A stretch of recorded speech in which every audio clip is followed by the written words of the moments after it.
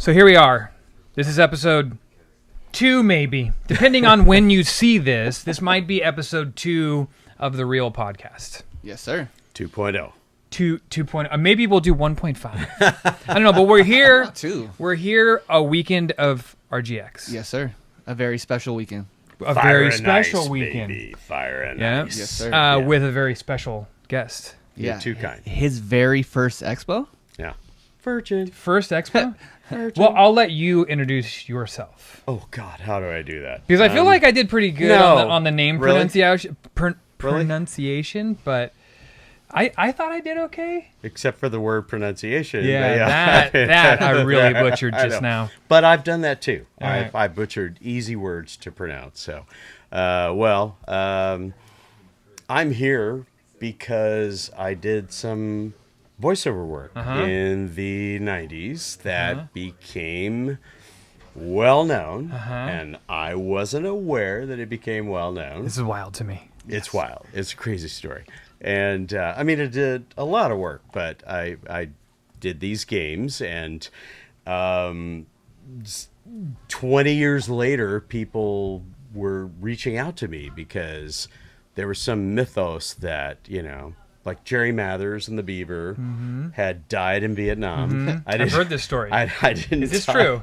No. We don't know for sure. Jerry Mathers did not die in Vietnam. He's probably still alive today. Yeah. I don't know.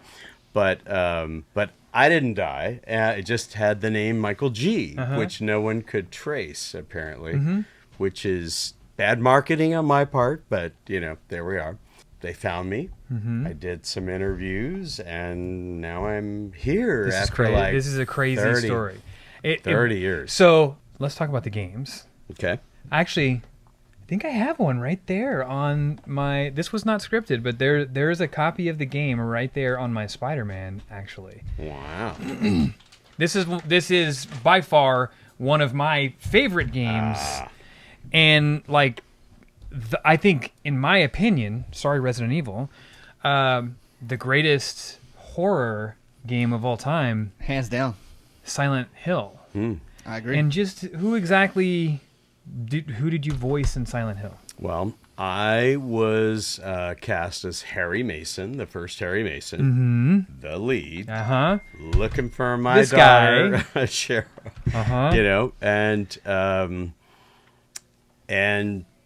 And then I guess, disappeared. I just vanished. Well, even before Silent Hill, Yes. another really well-renowned, not only well-renowned series, but the best game in this series, hands down, Yes, sir. as which character? Dracula, perhaps. Castlevainia Yeah, Symphony Castlevainia. of the Night. Such a good game. Like, if you told me you can take a PlayStation 1 with you somewhere, but you can only take 5 games with you. The first 2 games on that list are Symphony of the Night and Silent Hill. Wow. 100%. And you voiced both of those. Like, It's accidental. It's just pure accidental, It's not talent. No. Okay. I beg to differ, but like, it just blows my mind that you did these games and then just like, for 2 decades, didn't, maybe, I don't know, I don't want to understate this, but didn't have like a real understanding of the impact that these games had on generations of gamers. Yeah. I didn't. That's true. I mean, I just didn't know. I was doing a lot of work. I was doing a lot of voiceover work, a lot of singing work, the whole thing, and I had no idea that this had taken off and people were thrilled about it, and I didn't learn about it until just a few years ago, really. That's so crazy. That's so Wild. crazy. The impact you made without even knowing is nuts. Tell us this story. Let's start back at the beginning before you had voiced any video games. Okay. How, where, why, when did this happen? When did this start? And what was the first? Well, I originally went to Tokyo because I put myself through college doing voiceover work, singing work, that sort of thing, but I still owed like $7,000. And to me at that time, that seemed onerous. So I was going to like go to Japan. I was going to figure out a way to, pay off those loans, all that thing. And within 6 months of arrival there, my next door neighbor, who was a jingle singer, had this moment where she's put on my door. She said, "Oh my gosh, they're doing this big Sony Walkman commercial, and they need a Oh. male singer to sound like Tom Waits." Okay, a Sony Walkman commercial. I know. All right. It started with music. I'm just saying, it started with music, and so anyway, I went in. There's a longer story about that, but I went in. I did it. They liked it, and Sony offered me a record contract, and they said, "Well, we're a little bit concerned that if your professional name is Michael Guinn, that the Japanese people won't get that. It's difficult for them to pronounce or something like that." And so I like blurted out. I was like, "Oh, what about Michael G?" And they were like, "Oh, Michael G. Oh, sako desu ne. Oh," they were like, "Oh, that's great. That's great." They loved it. Everybody was great. We signed all the contracts and everything. I did eventually release an album with them, and everything went well. And Under the name Michael G. Michael G. Yeah. Michael G. And then, unfortunately, just before the album was released, Kenny G's album came out, which Maybe you inspired him. I don't know. Which, I thought, oh my God, it's over. We have to change the names or do something crazy like that. But it wasn't a problem in Japan. Nobody made the connection. They thought, in Japan, they were like, "I don't know what Kenny G is." No, they were just like, "Oh, you changed your name to Michael Jackson." Michael Jackson. Oh, they were like, they thought I was like, "No, I don't look like Michael Jackson. I don't sing like Michael Jackson. It's fine." But anyway, so it worked. It worked. But that name, I think, kept me invisible in terms of the history and 100%. taking time. Yeah. Because I could see that. Yeah. So what year was this? Are we talking Silent Hill? No, or like when all this was happening. Oh, the when this recording first started contract happening. was right around 1999, 2000. Okay. And so my professional name in Japan for most of the 10 years I was there was Michael G. Yeah. And I got a lot of work. Yeah. I got a lot of work, and it was great. I just love working and doing voice work. And Yeah. So, and I would imagine, if I'm getting my dates right, Castlevania came before Silent Hill. Well, I think actually, so. I think you so. would have recorded Silent Hill like 4 years before we saw it here in North America. Is that how it Yeah, it works? was about 3 or 4 years. Because it was before. probably 96 or so. I when think it you was recorded. 96, 97. Okay, so this game came out in 99 here. Oh. Yeah. So, but Castlevania came before that. I believe so. Okay. I believe so. So, and was Castlevania the first game that you... Oh, no. No. And unfortunately, I can't even tell you because, again, I would get the job. My agent would call me. I would go in. I would say, "Hey, tell me a little bit about what's going on in this game." You're like, "Oh, you're super angry." And that was about all I would get, Or, not a lot of, direction, whatever. So I did the best I could and things like that. Wait, so would you say that you've voiced games and you don't are uncredited maybe? I might be the Japanese are not famous for crediting artists. Yeah. And it's not they're not doing that as a terrible thing, but Right. it's just kind of the tradition. Well, plus also in that time, and we talked about this before, in that time, like that's sort of kind of what it was. Yeah. Yeah. It was all about buyouts and, we're working people and we want to create this project. And I was fine with that. I had a lot of work and I was really happy. I was super happy. Most actors or voice actors would be super happy. Just give me work and let me work, good wage, and I'm doing the thing. But there is something I wanted to share about Silent Hill, which was so different because I think I had done at least 10 or 15 games before that. So that's what I was going to ask. Yeah. Like, how many do you think that you had under your belt? And Castlevania probably was one of those shortly before. But what was different about Silent Hill was that the director said to me, Harry Inaba, who was a friend by this time and a really, really great director, he said, well, Michael, we're going to do something really different with this game. And we're trying to really change the genre. And so we want you to leave these long pauses after every line that you say. And I was like, that's really hard because there's some lines, that don't make sense to have that. And he said, oh, don't worry. We're going to close that up, but we'll do that in the editing. We'll snip that extra pause or whatever. And so, and it was a very detailed script. I mean, I have a script that's like a centimeter thick. Yeah. At least. Oh, wow. And I still have that script actually. And it was a really odd experience because, as an actor, you want to step on other people's lines because that feels natural. Yeah, you want it to be as natural as possible. Yeah, right? you want to do the whole thing. This sounds a lot, and now that I'm putting two and two together, as a film guy, the vibe of this game has always felt this way. And now you explaining the direction in which you were given when recording, it feels very like David Lynch-like, where it was meant to create this weird atmosphere and tension of like that. Keeping a space between your dialogue is such a David Lynch thing to do. I don't know if you're familiar with the David Lynch movies, but like, and sadly, he just passed. I know, too early, way too early. Yeah, but like, brilliant genius. In recording this game, what do you think the process was lengthwise? Like, how long were you?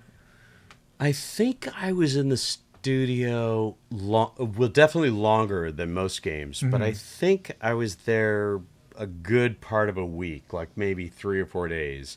And the idea was that I would record for 3 or 4 hours and then they would, take all that back and work with it and compress it and, do all the things and, we like this, we don't like this.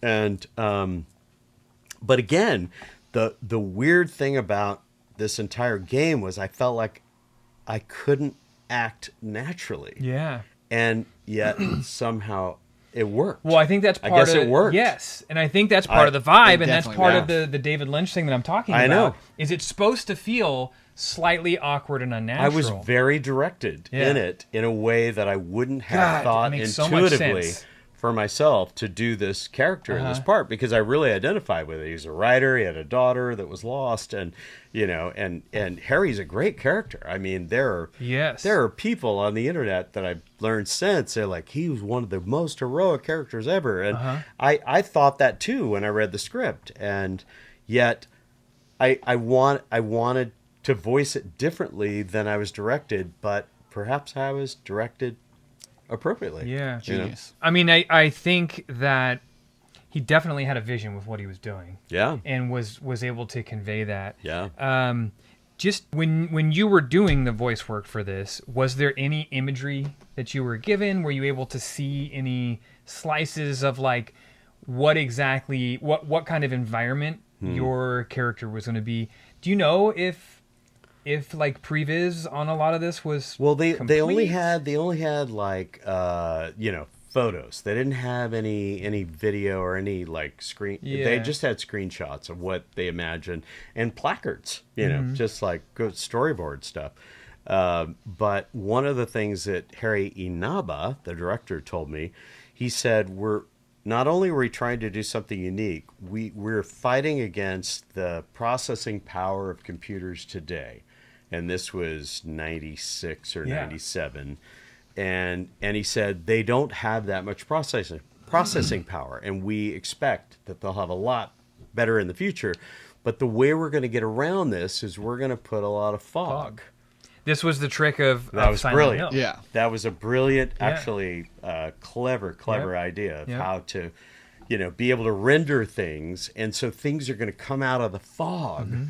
and it's not going to take as much processing power as having, Yeah. Silent Hill clear, and you're looking around for the and this is baddies. something that a lot of people don't realize, and I've actually made a video about this before. There's something a lot of people don't realize about Silent Hill is all of the outdoor areas in this game were dense, had a bunch of dense fog, Yeah.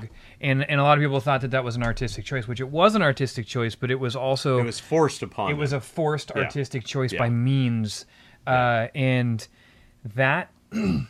Oddly enough, is one of the things that really makes the game work. It's cool. It It very creates cool. a tension like you just I know. you can't. I know. And You don't want to hearing move those too fast noises- through the Yeah. fog. I know. No, You're like, especially "Ah." hearing those noises Yeah. when you don't know what's happening or what's coming, really makes it just, man.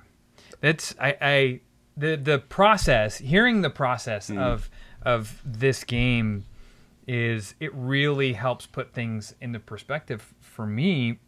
Just having been someone that has enjoyed, the franchise over the years. We were talking about this at dinner. I remember I was working nights when this game came out. So I was 19, and I would come home from work and I would sit in my waterbed, and the heater in the waterbed had broke. So That's it was so just 70s. That's not even 90s. it was just but I a know. big That's bag great. of cold water. The that I heater would in the waterbed broke. Let's It was go the back. summertime. No, okay. All right. It was the All right. All right. summertime, but you would think like no big deal, right? But when it's a big bag of cold water, Yeah. so I would sit on this Yeah. cold water bed Yeah. at night and play through chunks of Silent Hill. Okay. Listening to your performance in this Right. game, one of the most memorable gaming moments that I have of a time in my life that was so pivotal. I'm going from adolescence to adulthood. I was 19 years old. So I was having that transformational phase, and that happened with this game, and really it Wow. happened with it happened with Symphony of the Night too, because they both Wow. came about the same time. That's amazing. You haven't shared that with Yeah, me it's so far. it's wild. It's Yeah. just it's really this like kind of full Wow. circle thing, and now having kids, Yeah. understanding that now. Yeah, for sure. So you did these games. Mhm. Do you remember what the last game you did VO work for was? It was probably something with Konami, and it might have been Silent Hill. It's hard to remember again because of the delay of release, And in the beginning, the games I was doing voices for were only in arcades because there wasn't a Sony PlayStation. There wasn't, a Wii, or there weren't any like really good home gaming systems other than just being on PCs. And so it's hard. It's hard to remember exactly, what it was, but I think, honestly, I think that was probably one of the last games I did before I moved back to the States. That's what I was going to say. So all the VO work that you did was in Japan. Yeah. And Okay. then so you come back to the States. No more VO work for video games. There was Just kinda something. like- There were like a couple things where I went to LA for something, and I think Harry Nava was getting me to San Francisco. It's weird. I found like old emails. I'm like, God, I don't even remember that, Yeah. because it was 97, 98. I mean, again, almost 30 years ago. Yeah. Or 27 years ago or Yeah. something. But yeah, most of everything I did was there. And at what point, and maybe this was more recent, but at what point did it come to your attention, or did you realize like, oh, those games that I did the voiceover work for are like massive classics at this point? I was very late to that party. Very late to that Wild. party. It is wild. And like I think I said earlier, it was kind of like the joke about, when we were growing up, we were like, oh, yeah, we heard that Jerry Mathers, who played Leave It to Beaver, died in Vietnam. And we really believed that was true. That was not true. And so people had these stories about me, Michael G., he died. And then another story that was really bizarre was that they found my acting teacher. They didn't know it was my acting teacher at UCSB, where I was in the acting department for a time, Michael Goff, and they thought he was Michael G. And and I got in touch with him, and I said, these people are calling me, and they're saying, oh, these games are like really, they want to interview me. And he was like, oh, Michael, I'm so glad. They've just been hounding me, you know. and I was like, oh, okay, I'll take this over. You know, it really is me. So so that was like, what was that? 3-4 years ago or something, maybe. So were you aware of like all the sequels that have happened in the Silent Hill? I mean, I am now. Yeah. I am now, but no, I had no idea. Wow. No. It'd be awesome for you to have a reaction video to like watching the full game. Yeah. Because you could actually do that now. Yeah. Oh yeah. Yeah. I mean, I have streamed the game before. Yeah. So like during the holiday season, the Halloween holiday season, I usually stream horror games or spooky games, and the Silent Hill franchise has been one that I've done like multiple years in a row. That is just such a crazy story. It is all because of that initial. It is all because of that initial. Yeah. Yeah. That initial stopped all that kind of stuff. Well, we also have which to is remember crazy. this is something we talked about the G earlier. and not a last name. Yeah. Yeah. It was nuts. 'Cause rumors could and I happen. do want to say Right. again that it was really William Lockwood who found me. What did we decide? This was like three or 4 years ago, 5 years ago, or whatever, and said, you know, I want to interview you. Once he determined that I was really the guy who did, I said, yeah, I did this. He goes, oh, do you know that people are looking for you? I go, People have been looking for you for years. Am I in trouble? You know, I was like, oh. Shout out to Chris Modica, who's my partner in this event. Yeah. He said he's been looking for you for 4 years, so he That's wild. might have put that first call out to Oh, wow. start looking for you. He's been wanting you for a very long time. Oh, wow. And to be able to land you at RGX for You've the been first lost several in appearances. Silent Hill. Yeah. I guess so. It's I've been crazy. silent. But your voice in the hasn't been hill, I know. everywhere. We go through arcades, like your voice was Ridge Racer, right? Yeah. Yeah. How was Ridge Racer? Well, Ridge Racer was initially an arcade game, which I don't know if you're shot. Yeah, I don't to know if all you this- know about this arcade games. stuff, but you know, back in the day, that we didn't have Sony PlayStation. We didn't have Wii's. We didn't really have home gaming systems. We had computer games, which you could play mostly on PCs. But most of the work I did then was for gaming systems. So they hired me to do the driving game, which was Ridge Racer, which was a super fun racing game. Yeah. And they decided that they would put that on Sony PlayStation before they, you know, marketed it and shipped it to the States. And they did that. And they, Massive launch everybody title. Yeah. had a free game for that. They used it on the commercials. And I swear, it sounds crazy, but I feel like walking through the arcades, they intentionally turn those ones up louder so you want to come up to the racing games to pay a little bit more. Oh, absolutely. I feel like I always hear you in the Racer! background. Yeah. Right, I know. Yeah. I know. That's called attract mode. Okay, Yeah. okay. All of that is off on these machines. Yeah. Just so For you know. Right. Oh, so all arcades have something like that? Yeah. Yeah, Okay. there's dip switch settings on every arcade that allows you to turn on or turn off attract mode. Oh, I didn't know that. Obviously, I have all of mine off, or else it would be chiming and making all kinds of noise. Jurassic Park's attract mode is broken, so it's always on, which is why Jurassic Park pinball machine. Which Is it the dinosaurs roaring or something like that? Or? Dun dun dun dun dun dun dun dun dun Yeah. dun. Yeah. And then like Love it. they licensed a couple. And it's only of like lines. 16 bars. That's Yeah. all you get. And it repeats. And there was like 2 lines from Jeff Goldblum they licensed, and one of I can't remember his name, the Newman guy from Seinfeld, that guy. But yeah, yeah, attract George Costanza. No, wait. No, not Newman. gosh. Oh, Why am I yeah. drawing I a know. blank on I know his who he name? is. Yeah, Yep. yeah. Not Costanza. But yeah, attract mode. People would definitely have heard you Oh, it's walking through arcade 100%. machine or arcades. Yeah. Throughout the 90s. We did, not knowing that we're going to meet him 20 Yeah. to 30 years Well, later, I which mean, is insane. just like this is the one that really. Yeah. Everybody has their thing. Yep. Everybody has their game. It just was such a.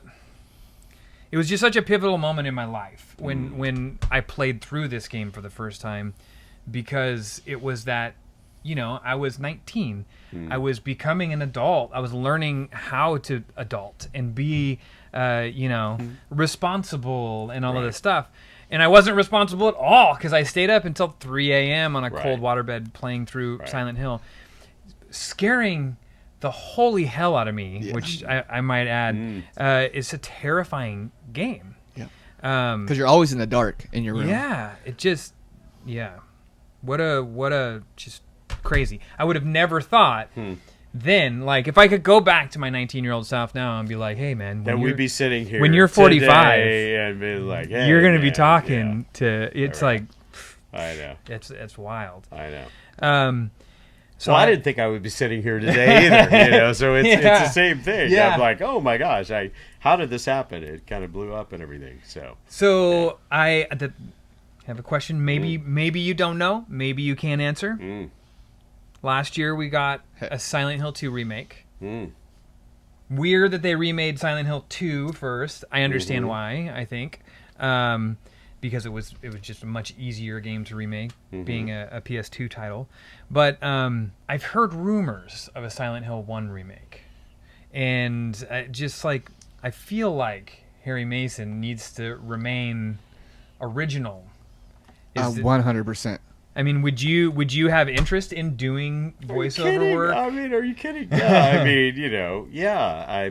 I mean, I really do love this character, and like so many of the games and stuff that I did, I had no direction, and you know, and sometimes there'd be groups of people there, really good actors even, and we'd be asking the Japanese producers, "Hey, can you tell us what's happening in the scene?" And they're like, "Oh, everybody angry." You know, and we're like, well, a little bit more, perhaps, a nuance, perhaps. Yeah. But in this game, I felt like Harry Inaba had a lot of control over the game, and he and I trusted each other a lot, and I love direction. Yeah. I'm an actor who loves direction, especially from a good director.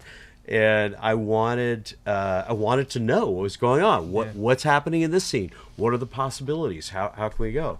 And so the fact that I had that, I think, in a way, made it different. You know, and that weird thing about leaving the gaps in between was an odd thing. That It's mindful speaking. I know that didn't make it seem like it was going to work, but it all fell together. Perhaps. Yeah, and Konami took a lot of risks with this game. This was, you know, you talk about him, you know, saying that they're taking a lot of risks and him having a lot of liberties with this game. Right. That's why this game worked. It was an era at Konami that really paid off for them. Yeah. Well, it seems like it was kind of a breakthrough game where they broke the model and reinvented it. Absolutely. And made it more interesting. Yeah. 26 years later, it's still going. Yeah. The franchise. Yeah. That's remarkable. What's really cool about this, too, is you've never met your cast, right? This is the first time at RGX that you're meeting your cast? Yeah, well, I've met Thessaly over Zoom, and we just connected instantly. But none of us recorded together. So, real quick, just so people know, Thessaly is in both Silent Hill 1 and 3, Yep. right? Number 3, yep. Yeah. As Lisa. Yep. Okay. And you guys didn't record together. Never. Did she record in Japan? Do you know if she recorded in Japan? No, I think she recorded in San Francisco. Yeah. And we only just met a few weeks ago over Zoom, and totally connected. Wild. Like, I love it. I just want to know, is that energy real? Yeah. Like, her energy seems totally. crazy cool. Totally. You see her curly hair and everything in there, and she's just... I was so happy, actually, because we Zoomed for the limit of our 42 or 45 minutes or whatever the free Zoom is, and she was exactly as I expected, and just we couldn't stop talking. She's very effervescent and funny, and she's quintessential actor. And is this her first expo for Silent Hill as well? It is. Yeah. This is All of crazy them. to me. All of them. Wait, so Yeah. And Liz, too. Yeah. Right. Liz Momorski. And this will be her last one, 4 hours. She's 82 years old and still doing this. So she's coming down for only 4 hours on Saturday to do her only expo ever. Yeah. First and last. Wow. That's it, man. Yeah. This is historic, I guess. It is. Right? It's That's- very, very special. Yeah. And I assume that they're probably also like oh, this game was like really that popular? It was really that big? Like that's crazy. You know, we're talent. We're actors.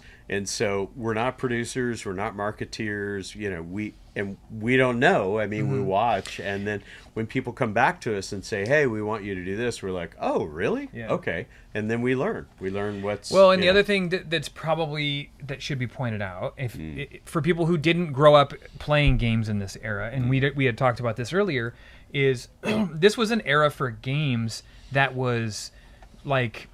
It was sort of the Wild West of voice work in games, because before PlayStation, with the exception of some arcade work, there wasn't really voice work in games because the technology didn't support it. And there was just like screaming or right. You know, you look back to look like, to your left. Sure. Yeah. You look back to like Charles Martinet, right? Like, okay, so He's Charles behind you. Charles did like wahoo a couple of times. Or like yeah. You know, like that was the extent. I did some of those voice games too. I did some of those. Those games were all about the soundtrack. Yeah. Right. And on top of that, studios were like, they didn't have budget for this sort of things. Right. And so like they would bring in, for like the main talent, obviously they would bring in like you and maybe a couple of other people. Right. But for like background work, it's like, hey, get Bob from, HR in here. We need his scream. And he'd come in and be like, ah! Right. And then but they're uncredited. Don't forget Sarah from the mailroom. Yes. Because she's got a really high screen. I've heard this story so many times where they'll get like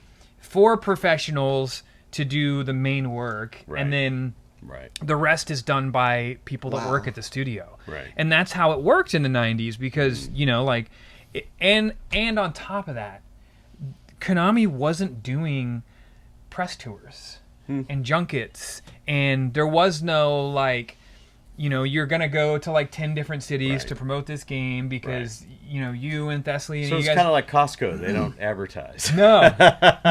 It was like, we didn't really, I mean... You're going to like us or you won't. 99, I mean, we really didn't even have, like, we were still at, like, Internet 1.0. Yeah. And so, even when it came to advertising these games to us, we were being advertised to in magazines. Right. And that was it. Maybe a commercial sometimes. That's true. And so it wasn't the same then. So how would you come on, you do all this amazing voice work for these games, and then you're doing the next thing in your life. Right. So how would you know? Because they didn't have that. Games are such a different thing nowadays. Yeah. That you do have press junkets. You have these things where you do these tours and expos. And when did that happen? Like it didn't happen necessarily in the late 90s. No, it wasn't until the it in the aughts? Mid 2000s. I would say we probably started seeing that right about the Xbox 360 era. Okay. You had the original Xbox, and you had Downs and those guys doing stuff like Master Chief, right? But they weren't really known as the person doing that voice.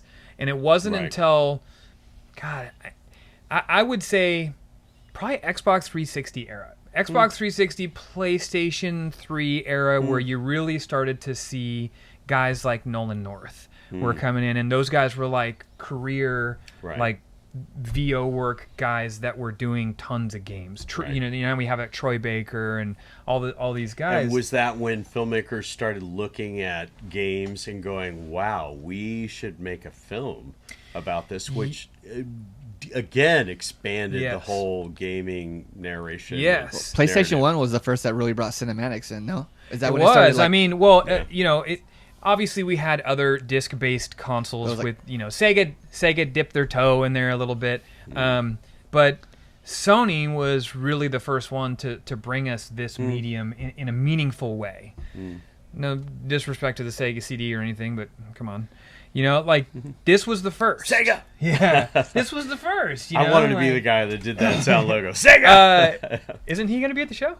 Is he? Yeah. Yeah. Oh. Yeah, we have our Sonic guy. Yes, sir. Man, yeah. I wanted to do that. Sega. Yeah.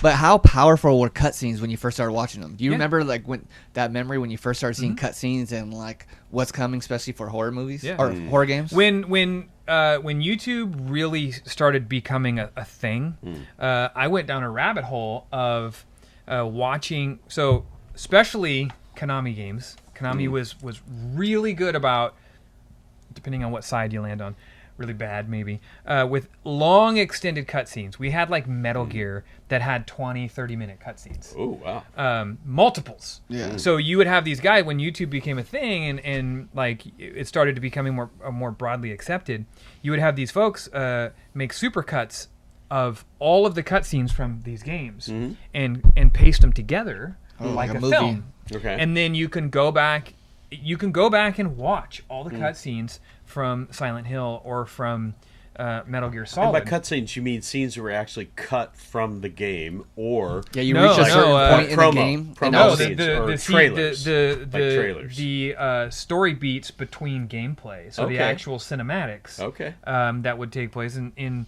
an instance like Silent Hill, or the opening scene of Silent Hill is that dialogue of, you guys getting in the car accident and you waking up and the door being open and her being gone. Where is she? Yeah. That whole cutscene there, people cut all those things together and you can watch them in succession. Oh, I see. And you can watch it like a film. Oh, so maybe instead of the reaction video of that, you should go watch that completely. Yeah, I've watched some of those, and it is really interesting and very helpful because, when you're doing it, you're recording it, you don't get to play the game. You're looking at a script, you're talking to the writers and the game creators and saying, like what happens here? Where are we going? Well, it can go this way and it can go this way, and that's the amazing thing about interactive gaming is that there can be 5 endings or more. So. At the time, games were more looked at as or viewed as an entertainment medium. Like just shoot them. Just entertainment. Like a the old roller days coaster. when you used to have a gun, shooting thing, arcade game. Exactly. Yeah. It was there was no narrative. Yeah, there it was was a no roller coaster, story. really.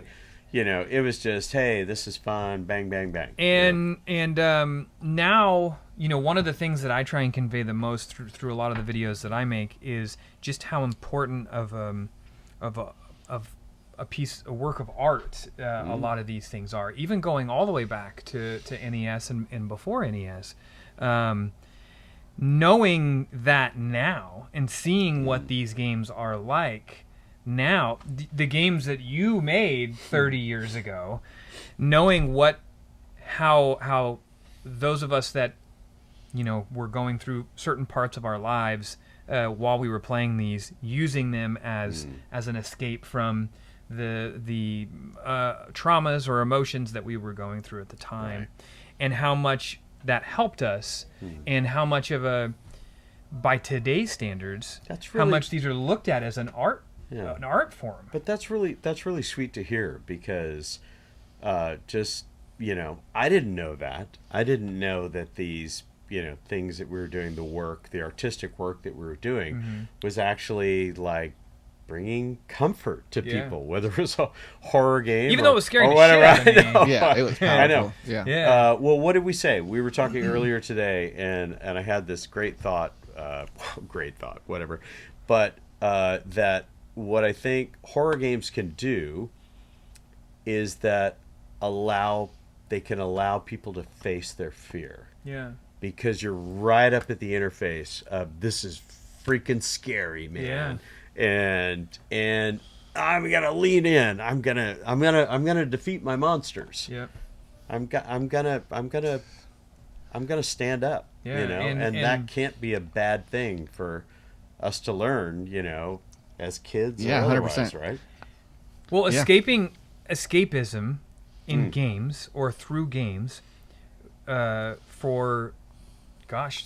the beginning of games up until very recently, was sort of considered a taboo thing. It was not good. It wasn't a good thing if you were escaping to your games. It was like you're trying to escape your real life and you're living in this fantasy thing.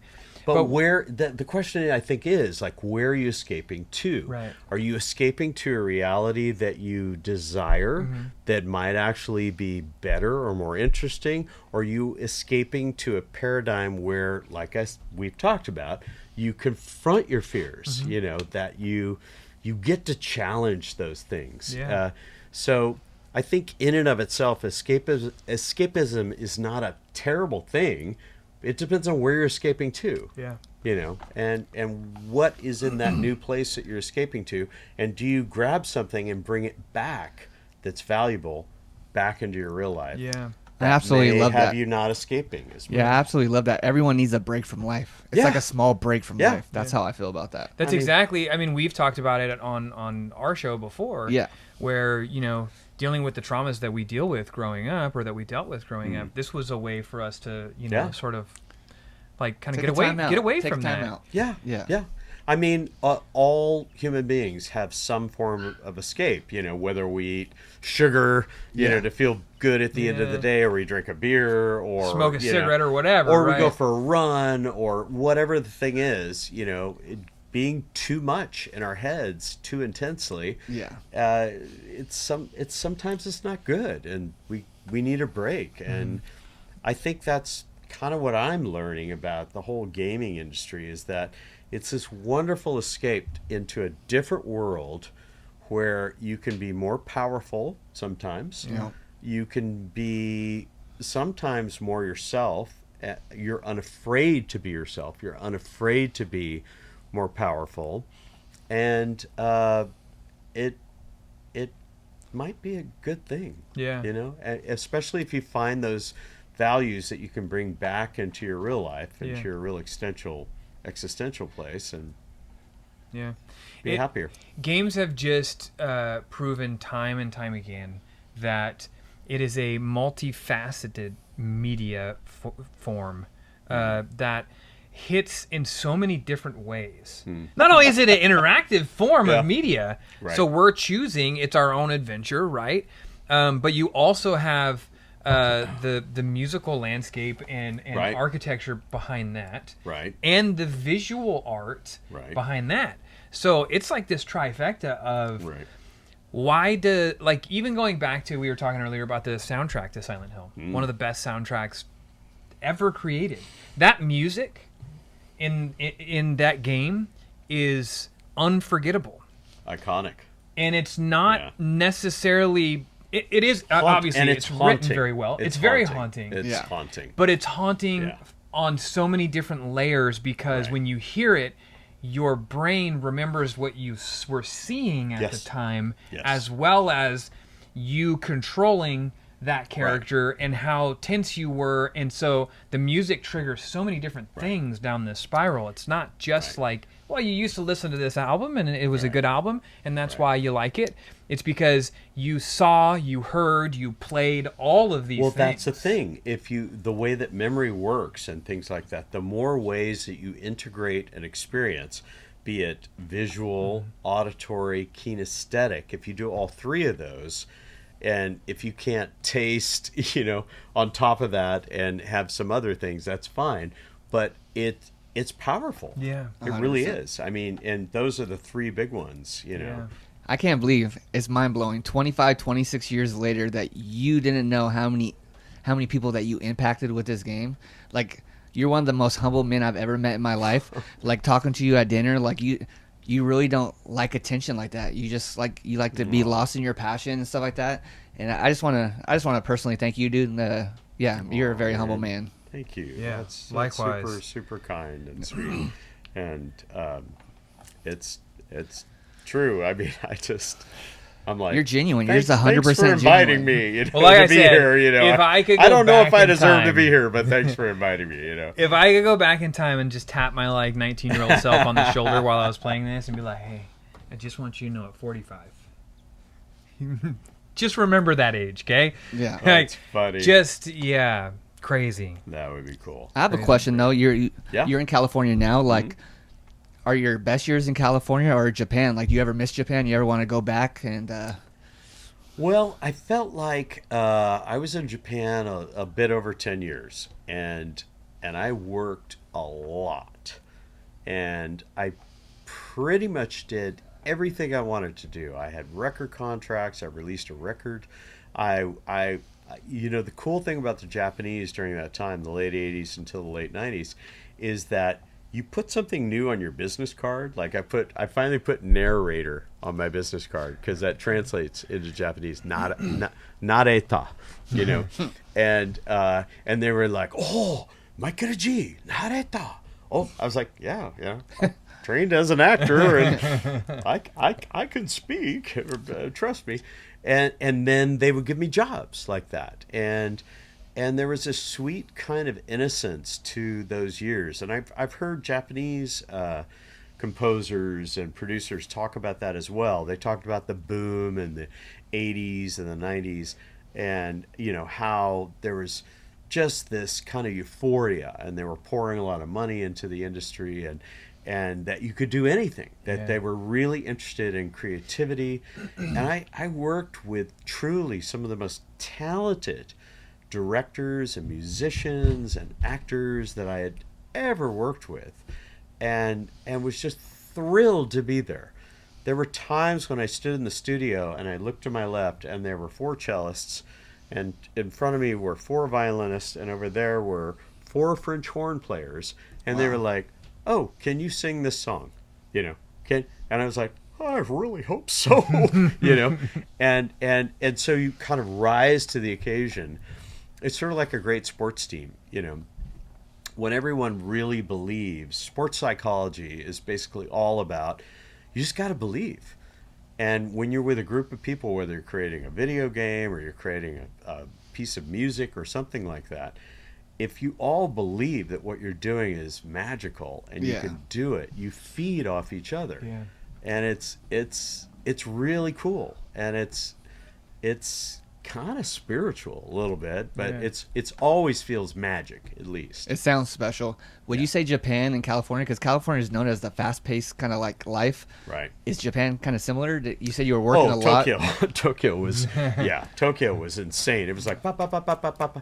I think it was more like, you know, I've never lived and worked in New York, but I feel like New York would be that way for sure. LA is a little bit more spread out, and there's still the California attitude and stuff like that, but yeah, Tokyo was like, you know, if you didn't pick up the phone or couldn't pick up the phone, or you didn't return that call within 15-20 minutes, you would lose the job. Wow. And so I created management companies for myself and others. I started helping represent other non-Japanese actors and musicians and things, so that we could rep them and get them jobs, and, you know, give them the map, and they would be there on time, and, you know, translate all that. But yeah, it was a buzzy town, very buzzy. I can imagine. Yeah. Better food, California or Japan? Ooh. Oh, it's gotta be Japan, man. Tough call. I say that, but I've never been. Well, some of the best food of Japan is in California. It was. The weird thing, I wasn't a Japanophile when I went to Japan, and I think that helped me survive in a way, because I didn't have an idealized version. I went there with a blank slate, and even went there with the arrogance of like, I'm not going to eat with chopsticks, I'm going to have a fork. But as soon as you get there, you start absorbing the culture, and I learned how to use chopsticks easily, and I was like, this is silly, I should never. Why did I say that, you know? Yeah. And it's a much older culture. It's 1,000 years old compared to, or more compared to American culture, which maybe is 250 or 300 years. So the food is great. Food is fantastic. And I do miss that at times. I heard it's amazing. I love Japanese food. But I love California too. For sure. The Mexican food in California is so great. Yeah, and weird things like shochu, which is like kind of like Japanese vodka. Okay. And made, you know, it's crazy. There's all kinds of weird drinks there, but they're good. Very good. Love it. Well, here's a tough question I have for you. Because Michael G, we know you now as Michael G. Like, it just makes me wonder, you're so freaking talented that initial, like, does it ever, like, come across your mind, like, what roles you might have got going further if people could have found you? Because it was impossible to find you. I guess, yeah. That's a great question, really. I mean, you know, it kind of forces all of us to think, you know, what could have been and all of that. I feel like my life has been this process of like meeting people and loving people, and I love in a way that I didn't have a master plan. Yeah. I had dreams, like I wanted to be a recording artist, and somehow I became a recording artist. Everybody told me, you can't do it, there's no money, you'll never get there, you won't be Keith Partridge. That was the joke.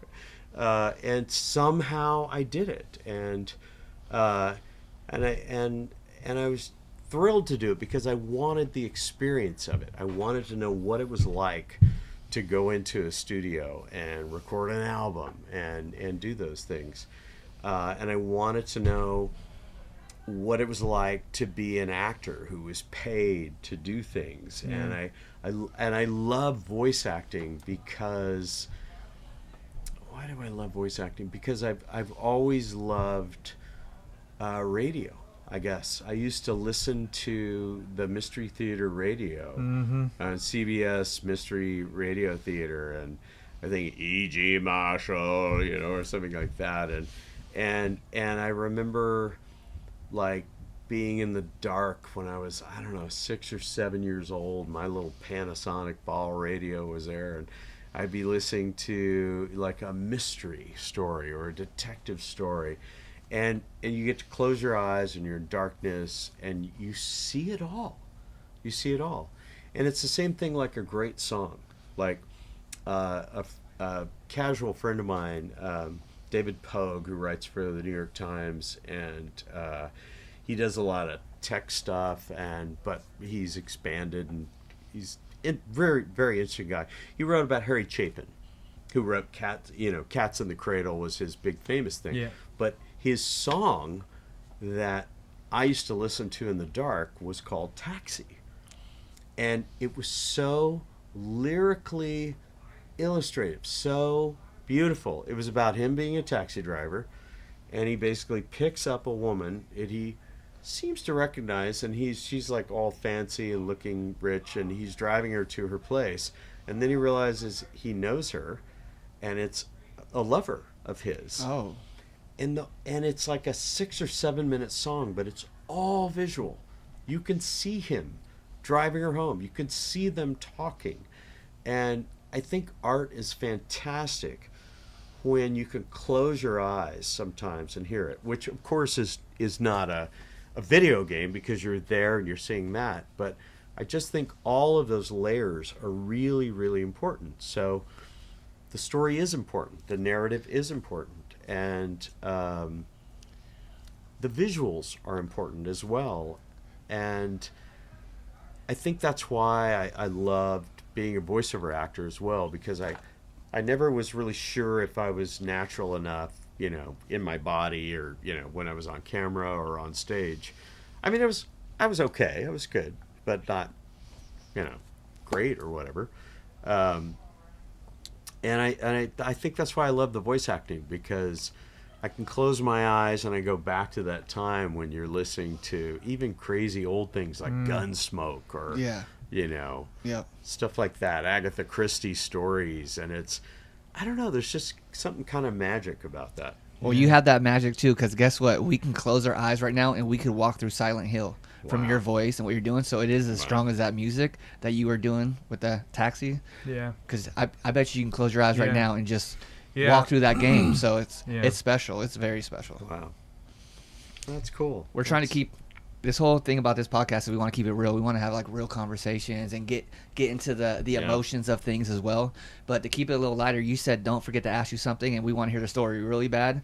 But Marvin Gaye and Pong, what's the Marvin Gaye and Pong story? Well, the Marvin Gaye and Pong story, because we talked about video games and things like that, and when I was 19, I had taken a year off university to be in a rock band that I thought was going to go somewhere, and we ended up playing mostly one bar in Santa Barbara, Thursday, Friday, Saturday night, where there were Pong, not Pong, but Pac-Man and Missile Command. Oh yeah. So that was some of my first, like, wow, because during the breaks and everything, we would do that.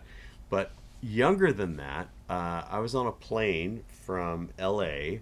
to Houston because I was still living in Texas. And this would have been 1968, 1969, something like that. And, like little kids, we don't sit still. And I got up and I wandered into first class. And I walked through the curtain and everything. And they had like a Pong table, the game Pong, Yep. at a table. And, I was looking at the guy who was sitting there, and he had like a knit cap on, like it was green and red, and it was very confusing to me because I thought the people in first class would dress differently or something. They would have suits on and long tall top hats. I don't know, canes or whatever. I don't know what I thought, but I was just amazed. But I was also amazed by the game because I had played Pong once, I think, and he and someone on the other side, he was an African-American man, and someone on the other side were playing Pong. And I remember he looked up at me, and I was just like a little kid. I was just like looking at him, and he just smiled. And he didn't tell me to go away or anything. And then the stewardess came in gently and like whooshed me out or whatever. And then I went back to sit in economy where my family was, my dad and mom and sister, and I said, "Oh, there was this man up there playing, Pong in first class," and he was like, "Oh." So then the plane lands, and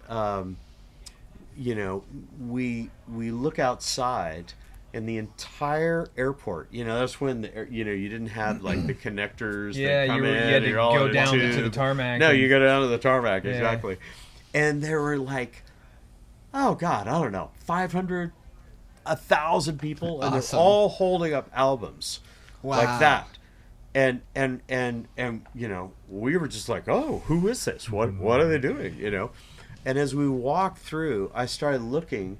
And I saw the man that I saw on the album.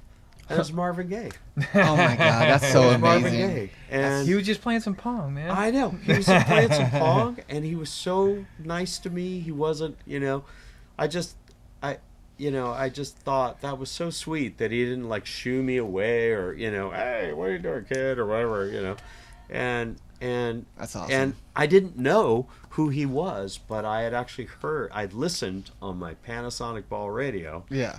to some of his songs before that, but I didn't associate that with the man that I met. And, so I'd heard Grapevine and then later heard all this amazing music. So anyway, that's my Pong and Marvin Gaye story. Amazing story. In a video game, another core memory. I Like know. video games bring those core memories. I know. It's special.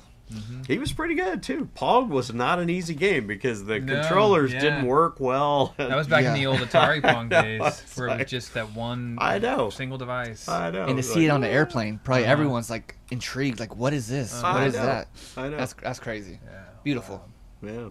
I think more than anything, I just want to express gratitude to both of you guys because, I'm really a virgin to this new, experience. Even though, I have lots of experience as an actor, voice actor, that sort of thing. And you guys have just been so kind. And, you were like giving me shout outs and things like that. I was like, who is this guy with all the crazy video stuff tattooed ink? He's got Super Mario on in his an arm. arcade, yeah. Yeah. And I felt like I knew, that we really like each other when Yeah. we met. And Well, and unless you're likewise. faking it, I No, feel like likewise. Yeah. I was so enthused when you guys told me, because like it's been this for a while. It was this thing of like we might really have some really Someone cool, special. some really cool Yeah. news. Yeah. And I'm just like, all right. I know. And he kind of like told me like, well, this might be happening. That's so funny. And so it was the night you came over, Yep. and we were recording before, and you weren't certain yet. Yeah. And by the time we were done recording, then you had a lock, and I was like, Is it okay if I make a video about this? Heck yes. Can I talk about this tonight? And yeah, to like have made a video about this whole thing, and then for you to reach out the next day was just like, wow. I called him and I was like, hey, I got an email. Guess what? Guess what? That's funny. I got an email. And the email said, "Hey, we have to go out for a drink. Yes. I really appreciate you. Yes. And let's have a beer together." Yeah. So like, Yeah. just you, exactly what you just said. Like on the contrary, like it has been an absolute pleasure to be able to like have these conversations about this. Like, I when all is said and done tonight and everybody, you know, is gone and I'm making my videos for tomorrow and I'm editing and my kids are going to bed, I'm gonna sit by my kid's bedside and be like, hey, you know the gentleman that you met tonight. I just want you to see something. I'm gonna show him. He like, was Harry Mason. He was the first Harry Mason. I am lads. gonna show them the opening scene to Silent Hill, so they can have nightmares. Yeah. But yeah, I mean, likewise, Yeah. it's been an absolute pleasure.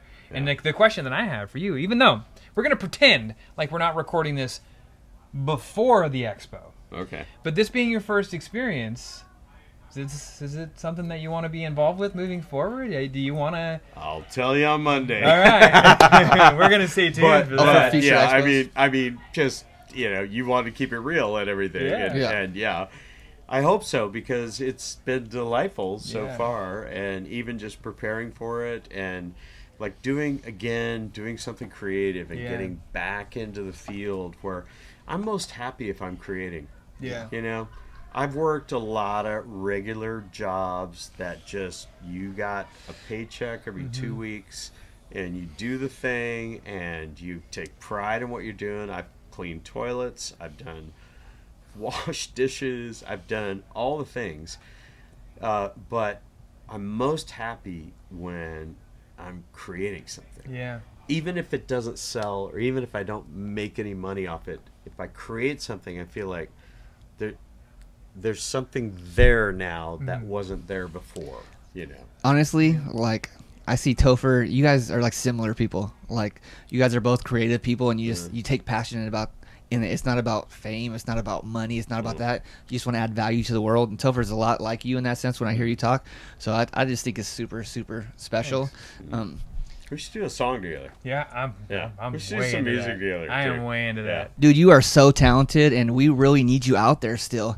You were telling me, man, you would love to work again in the video game industry and maybe get some roles and stuff like that. So hopefully people could see this and stuff. And you want to do this kind of stuff, right? You're excited about it, and I love doing, like we talked earlier, I love doing character voices. I've done those my whole life. I love comedians, I love actors, and I'd like to start working again, you know. let's get this man on. He's so talented, so humble. Yes. No. Please.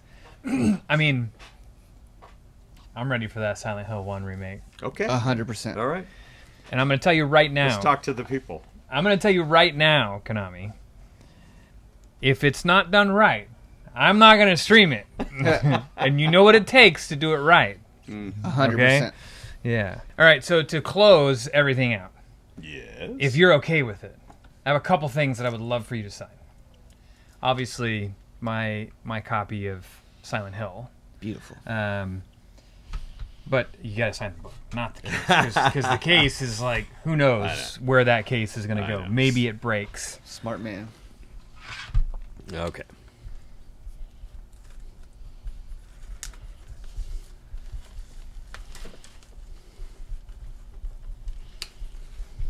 How did we pronounce that? Tofer-A? Tofer-A? What did you say? Tofer-A. That's Almond liqueur. Tofer is how you spell it, right? Yep. Tofer-A. Tofera. That's what he said earlier. Tofera. There you go. Before I started putting .A, Yeah. that's Oh, Does that work? Is that yeah. good? All right. Beautiful. Tofer-A, you are the best. To Tofer-A. There's one other thing that I All would right. love you to sign. All right. And this is the limited edition Ooh. Silent Hill soundtrack You on sure won't vinyl. reduce? Ooh, never goodness seen this. gracious! Look at Uh-huh. that. We Yeah. have We have. I breasts on a think scary beast. I just opened this for the Female first woman. time, Oh, so my I God. haven't had a chance to Ooh. check out. Yeah, there we go. We just had some hats made with that symbol That's That's awesome. because we're just kind of piloting and testing that. some Beautiful record. stuff. Yeah. Wow. Double LP. I Wow. bought this at SoCal last year. Oh wow. Wow. It was a limited run by Mondo, Mm. and they had it at SoCal. They had 1 and 2. Dude, that is So- crazy. Because last year when you bought that at SoCal is when we came to the idea of finally doing a podcast. That's right. And now it's And a here full we are. circle moment. Yeah. And that's what you got it from. That's awesome. But I So- still have to say I'm super confused because there's breasts here, and I see those, and Yeah. I'm like, oh, a woman, and then Is it- I don't know what's going on. I don't know. It was like It's a a horse sacrifice. head kind of. I Yeah. was like, I feel like I was tricked into I mean, being Where do aroused. you wanna that's from all of Silent Hill, right? I know, I want I to see know. like what I know. color this one is. Same color. Yeah, it's a beautiful looking record. Mm. Yes, so I would love for you to sign this. Oh, all right. Sure, I you're- won't if sully you're it cool by with signing. that. Oh, totally. Well, okay, so here's the interesting thing about my collections is I don't ever get rid of them. Mm-hmm. So if you sign this, it's for me. Okay. Just like the graded games that I have are like Okay. games with my name carved into them for, All right, for whatever all right. reason.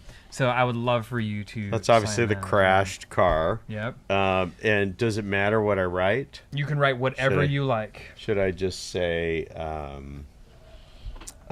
like, did you take Cheryl?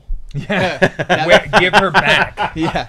Just give her Tofer, back, give her back. motherfucker. Yeah. I want my daughter That's back. That's great. Do you have a record player? Do you listen to vinyl at all? I used to. I mean, I'm old enough. I had like fine vinyl. I don't right now, but I've actually been thinking about it. I don't know why I've been thinking about it. I guess because I've been getting back into VHS tapes and pulling digital stuff off them Well, or remind digitizing me before you leave to give you a copy of one of our records. it. Okay, I would love that. Yeah. I would That's love awesome. that. Okay. We've pressed all of our music on vinyl as well. So I have to think about this. Like what like powerful words am I going to use? Or it should just be something kind of shallow. I mean, I'm going to totally leave it up to you. Mm. I love the description here on the spine, though. Harry Mason and his daughter Cheryl are driving to their favorite vacation spot. Late that night, a figure suddenly appears from out of the darkness. Harry turns the wheel in panic, and the car careens off the road, knocking Harry unconscious. Awakening sometime later, he realizes that Cheryl is missing.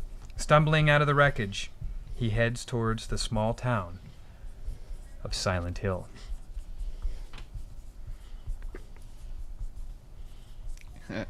Love it.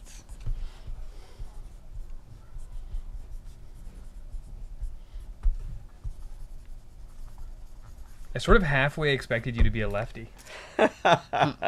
I should be probably. Both of us and, are. And Yeah. now that I had, that crazy shoulder surgery and I can't throw with my right hand, everybody just says Show it to immediately, the audience. oh, you should throw with your left.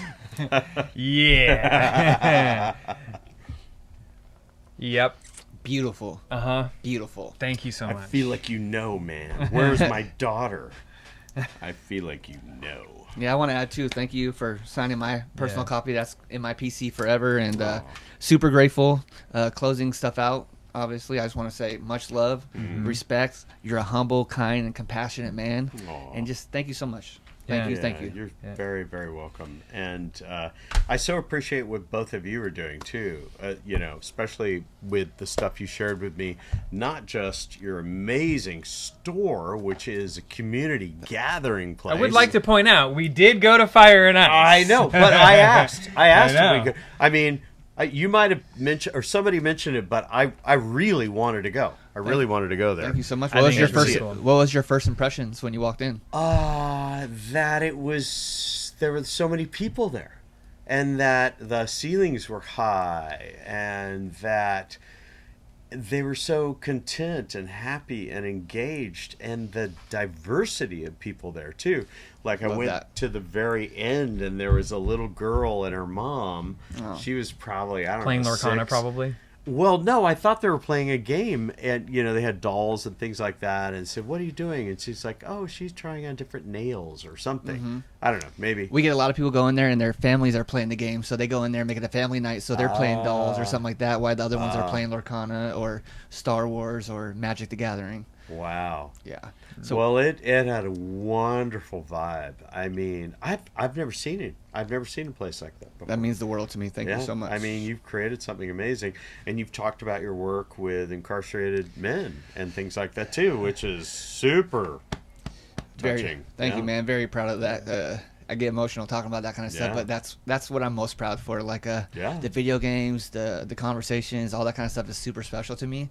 But to reach out to people who thought they'd never be able to do something like this again in their life, to give them a little bit of hope or something to look forward to, is definitely special, and I feel like it's my life's work now. Well, you're making the world a better place. Thank you so much. You I really appreciate are, that. and I hope you know that on some level. Yep. This guy, we have a lot of conversations, and like we're always pushing each other to be better, and we're able to. You have to have like-minded people to really like push you out of your comfort zone, not always agreeing with you and stuff like that. Right. Like I feel like we're growing so much as individuals and as a team that it's very special. So Yeah. Yep. I agree. Yeah. Well, yeah. And Again, you, I respect. and you, my illustrated man. I mean, you're doing some really beautiful things. Thank you. Amazing. And you're a father, Mm-hmm. and you have some amazing kids. And Yeah, they're all you're, right. You know, my therapist once said, kids are like meaning in a bottle, because when you start parenting, there's just this imperative that you have to figure it out. What am I going to model for them? What am I going to do for them? And and you're thinking about that, obviously. Yeah. You're obviously thinking about that. Once I became a parent, it became like my life's work. Yeah. I realized what my life was, and it was to extend, like all the things that make somebody a good, decent human being beyond me, right, to them, so then they can even make it better for their kids. Right. That's the goal. Right? And of course, we think about what our parents did in terms of parenting, and if we're even a little more aware of that, we try not to be a reaction to what they did wrong, but grab what they did right and add what we think we could do better. love that. Yep. Topher gets my vote for Father of the Year. That's all I'm saying. Oh, thanks, man. Yeah, I appreciate that. You're a special father. Thanks. Well, again, much appreciated for doing this, and here's to Expo #1. Yeah. All the way around. Let's go. Yeah. Expo #1. Yeah. Expo #1. It is. I love it. It's going to be fantastic. Yeah. Looking forward to it. All right. Well, Appreciate you, man. that has been Thanks. Yeah. episode 2, I think, Mm. of the Real Podcast. Yep. Yeah. Man. All right. Well, until next time, Thanks for recording us. enjoy the journey.